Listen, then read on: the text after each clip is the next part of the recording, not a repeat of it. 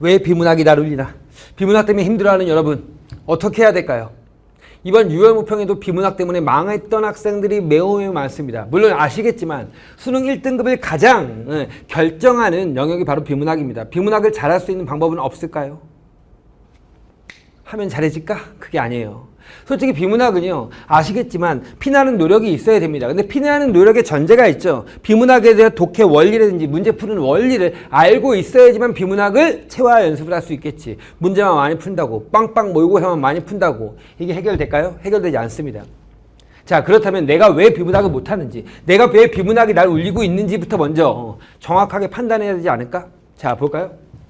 자, 요번에 6월 모평은 정확하게 3세트 15문항이 나왔습니다. 인문지문에서 에피쿠로스 사상과 목적과 의, 얘는 어렵지 않았어. 충분히 해결할 수 있고요. 여기 4문제, 5문제, 6문제 나왔는데 사회지문에서 금융통화 정책을 바라보는 관점입니다. EBS 연계지문이었고요. 그렇게 어렵지 않았고요. 기존 수능 문제와 연결시키더라도 해볼만 했어. 근데 문제는 얘였죠. 융합, 철학과 과학지문입니다. 미토콘드리아의 공생발생설.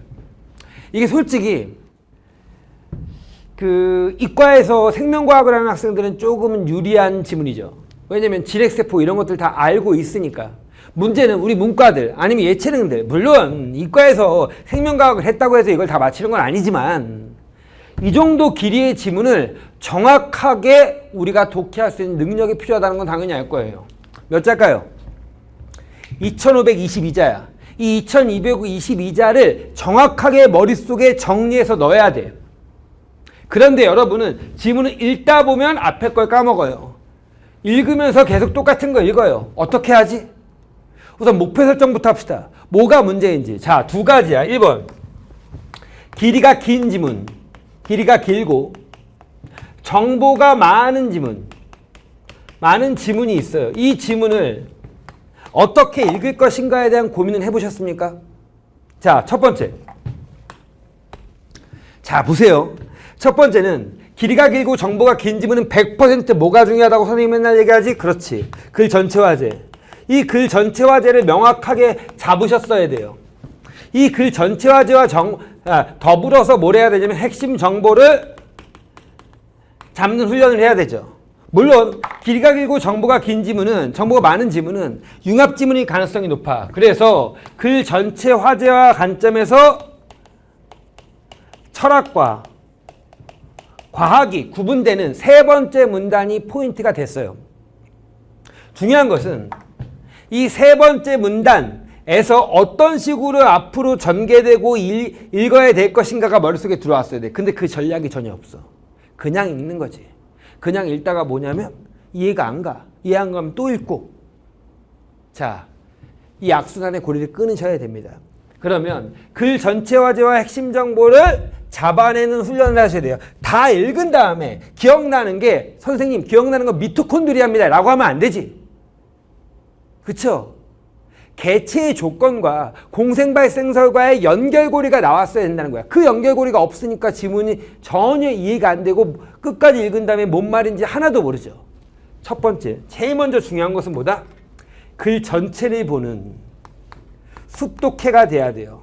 숲을 바라보는 독해가 돼야 됩니다. 선생님, 이 글에서요, 야, 중심화제는 이거고요. 3번째 단락, 4번째 단락, 5번째 단락까지는 전부 다 배경 정보고요. 마지막 단락에 뭐냐면 이 개체성의 조건과 이 공생발생설의 연결고리가 나와 있습니다. 공생관계냐 아니냐에 갖고 하나의 개체냐 개체가 아니냐라는 것을 따질 수 있었어야 된다는 거지. 우선 숲을 바라봐야 됩니다. 문제는 이것만 한다고 해결되나? 아닌다는 거죠. 길이가 긴 문단도 있어요. 이 문단 독해도 정확하게 하셔야 돼요. 문단 독해 하실 때 뭐까지 해야 되냐면 내용이 정리가 됐어야 돼. 4문단이 매우 긴 문단이었어. 이 4문단을 읽은 다음에 4문단이 머릿속에서 띡띡띡 정리가 돼야 됩니다. 그 정리 훈련을 하셔야 된다는 거지. 정리를 잘 못한다. 그럼 메모도 연습해 보시고 뭐든지 여러분이 해볼 건 해보셔야 되는 거야. 그거는 선생님마다 다 달라. 방동진은 어떻게 가르친다. 뭐 어떤 선생님이 어떻게 가르친다. 다 다르단 말이야. 문제는 다 다른 것을 어떻게 하셔야 돼요? 받아 먹은 다음에 똑같이 훈련을 하셔야 돼요. 작년 제 제자 중에서 사수생이 있었어요. 사수생이 딱 왔어요. 오더니 뭐라고 했냐면 선생님 제가요 비문학 강의를 안 들어본 게 없습니다. 뭐 M사에 누구, S사에 누구, E사에 누구, D사에 누구 안 들어본 게 없습니다. 총 12명의 강사의 비문학 강의를 들어봤어요. 그래서 비문학 강의의 방법들을 꿰뚫고 있어요. 문제는 얘는 이거였어.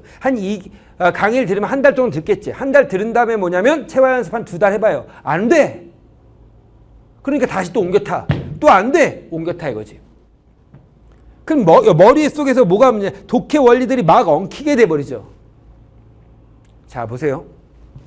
코치를 잘 만나야 되는 것도 맞아. 하지만 코치를 좋은 사람만 만난다. 뭐 골프라고 쳐보자. 뭐 골프에 무슨 뭐 방프로라고 해보자. 방프로를 만난다고 해서 곧바로 골프를 잘 치나? 아니죠. 내가 그 배운 거 갖고 끊임없이 연습해보고 안 되는 거 다시 한번 체크하고 다시 물어보고 해야지만 잘 되는 거지. 근데 그 과정을 참지 못한다는 거예요. 4개월 남았어요.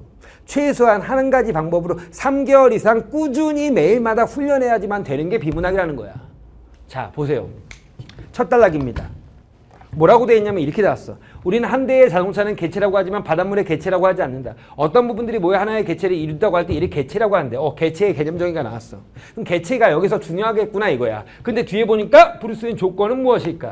첫 단락에서 의문이 나오면 이것이 뭐다? 중심화제의 경우가 높다. 라는 것이 머릿속에 독해 원리가 들어간 사람은 여기다 밑줄이 거져 있어야 돼. 자, 일단 부분들의 사이의 유사성은 개체성의 조건이 될 수 없다. 그럼 유사성은 안 돼. 됐어? 오케이. 가령 유사성이 안 되는 것을 얘기하겠지. 자, 그래서 부분들의 강한 유기적 상호작용이 그 조건으로 흔히 제시된다. 뭐라고요? 유기적 상호작용. 하나의 개체를 구성하는 부분들은 외부 존재의 개체에 영향을 주는 것과는 비교할 수 없는 강한 상호작용이 있다. 결국 뭐다? 개체성의 조건은 유기적 상호작용이구나. 이렇게 머릿속에 들어왔어야 되죠. 두 번째가 뭐냐면 인과성. 강한 인과성이 개체성의 조건이 된다라는 얘기가 하고 있습니다. 세 번째를 딱 가니까 뭐라고 돼 있어? 철학적 지문은 생물학에서도 중요한 연구 주제가 된다. 이거야. 딱 읽는 순간 선생님 짜증났어. 아니 철학 얘기하다가 왜 갑자기 생물학이야? 짜증나. 이거 융합 지문이구나. 이렇게 느껴졌어야 돼. 그럼 이제부터 생물학에서 이 개체성에 대한 것들이 어떻게 연결되는지가 나와야 되는데 갑자기 세포 나와. 그렇죠? 그럼 이 세포에 대한 진핵세포, 원핵세포에 대한 내용은 뭐가 되는 거지? 당연히 배경 정보가 되는 거지. 네모, 세모 치면서 대조적 관점이니까 이렇게 읽으셨어야 돼. 그리고 네 번째 단락을 봤어. 봤더니 미쳐버리지. 지문이 너무 길어. 네 번째 단락이. 그럼 네 번째 단락을 어떻게 읽어야 된대? 정리하면서 읽어야 돼. 선생님 한 번에 정리가 안 되면 어떻게 할까요? 그럼 나눠서 정리하셔야 돼요. 자 볼까요? 이러한 미토콘드리아의 원래 박테리아의 한 종류인 원행생물 미토콘드리아라는 이론이 20세기 초에 제기되었대. 자 미토콘드리아가 원래 진핵생물인데 얘가 원생 미토콘드리아였다는 이론이 나왔다 이거지. 됐죠? 오케이. 공생 발생설. 세포 내 공생설이라고 불린다라고 하면서 거기에 대한 개념 정의가 나와 있어. 그쵸? 그럼 제일 먼저 했던 것은 뭐다? 미토콘드리아가 원래 박테리아 한 종류인 원생 미토콘드리아였다는 이론이 나왔고 그 이론을 뭐라고 한다? 공생발생성 세포 내 공생설이라고 한다 이거지.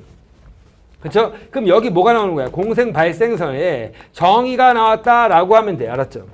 됐죠? 첫 번째 설명은 얘야. 공생은 서로 다른 생명체가 함께 살아가는 것을 말하며 서로 다른 생명체를 가정하는 것은 어느 생명체의 세포 안에서도 다른 생명체가 공생하는 내부 공생에도 마찬가지다. 공생 발생은 한동안 생물학계부터 인정받지 못했다. 뭐라고? 얘가 인정받지 못했대. 미토콘드리아의 기능과 대략적인 구조 그리고 생명체 간의 내부 행동 쭉 나오면 뭐야? 인정받지 못한 이유가 두 가지가 나와. 그쵸? 그리고 여기서 그러다가 또 끊기지. 끊기면서 그러다가 전자현면경이 발생하고 어떻게 돼서 뭐가 됐다? 새롭게 부각됐구나 라고 하는 것들이 나오는 거죠. 이렇게 내용이 정리됐어야 된다고. 그럼 글을 읽는데 돌연변이 이런 게 기억나면 안 된다는 거야. 결국은 문단을 다 읽은 다음에 공생발생의 정의가 나왔고 인정할 수 없는 이유 두 가지가 나왔고 부각되는 이유가 나왔구나 라고 내용이 정리되면서 읽으셨어야 된다고. 그러면서 머릿속에서 뭐가 나와야 돼? 오호. 전체화제와의 연결도 나와야 돼. 뭐야? 아직까지 개체성의 조건에 대해서 나와 있지 않는데 그럼 여기도 뭐다? 배경정보 단락이구나. 이렇게 머릿속에 들어와야 된다는 거죠. 이해 가셨습니까? 무슨 말인지? 그래야지 글 전체를 다 읽으면서 전체가 흐름이 쫙 보이죠. 물론 세부적인 내용에 대한 문장 자체에 대한 이해도 연습을 하셔야 돼요. 자, 연습은 무엇으로 해야 되나요? 라고 질문하는 학생들이 있어요. 연습은 정확하게 우리에게는 뭐다? 두 가지 콘텐츠만 하면 돼요. 그 두 가지 콘텐츠는 뭘까요? 바로 기출 플러스 EBS예요. 알았죠? 이 두 가지밖에 없어. 알았죠? 기출은 평가원 교수들이 심혈을 기울여서 만든 지문이에요. 자, 선생님, 그럼 문제풀이 보기 재생 문제는 어떻게 푸나요? 아이씨, 왜 그래? 솔직히 보기 재생 문제를 풀 줄 몰라갖고 보기 재생 문제풀이 원리를 몰라서 틀리는 건가? 아니지. 보기 문제를 딱 보면서 보기의 내용과 지문의 내용을 연결하면서 읽어라. 이런 건 누구나 다 얘기할 수 있는 거야. 공통점과 차이점을 찾아라. 누구나 다 얘기할 수 있다고. 근데 문제는 지문이 이해 안 가는데 어째서 보기의 문제풀이 원리를 안다고 해서 풀 수 있나? 그게 아니라는 거야. 결국은 지문 자체의 훈련을 끊임없이 하셔야 되고요. 그 지문을 어떻게 읽느냐에 대한 훈련을 배우고 끊임없이 훈련을 하셔야 돼요. 메모하라고 한다. 그래, 방금전이 메모하란데. 그럼 갑자기 메모가 잘 돼? 아니라니까. 메모도 끊임없이 연습해야 돼. 어디까지 메모해야 될지. 이렇게 메모가 안 된다고. 이해 가셨죠? 선생님 좀 오늘 흥분했나요? 그래. 비문학 때문에 좀 못하는 애들이 너무 많아갖고 안타까워요. 이 미토콘드리아 지문 갖고 간단하게 말씀드렸는데요. 다시 한번 강조합니다. 기출문제. 최근 5개년 기출문제는 시간 안 재도 돼. 지문 중심으로 꼼꼼하게 읽는 훈련. 그리고 이 글의 그 전체 중심 화제는 뭔지. 글 구조도가 머릿속에 그리는 훈련을 하셔야 됩니다. 선생님, 근데요, 저는요, 독해 원리가 하나도 없고요. 그냥 지문만 읽고 아무 방식도 없어요. 읽었습니다. 그러려면 인강은 들으셔야 돼요. 그런 학생들은. 이해 가셨죠? 만약에 다른 선생님이 인강을 들었다. 그럼 그 선생님의 인강의 원리가 있을 거 아니야. 그 원리를 매번 적용하고 체화하는 연습을 하셔야 돼요. 그 원리를 계속 읽으시면서. 이해 가셨죠? 그게 여러분이 4개월 동안 마지막으로 할 수 있는 이 독서 영역의 최후의 방법이기도 합니다. 죽어봅시다. 방법이 없어요. 이 독서는 성적 올리는 게 생각보다 쉽지가 않아요. 왜냐하면 읽기 습관을 교정해야 됩니다. 그 교정을 4개월 동안은 하셔야 돼요. 솔직히 다이어트도 3, 4개월은 해야 될 거 아니야.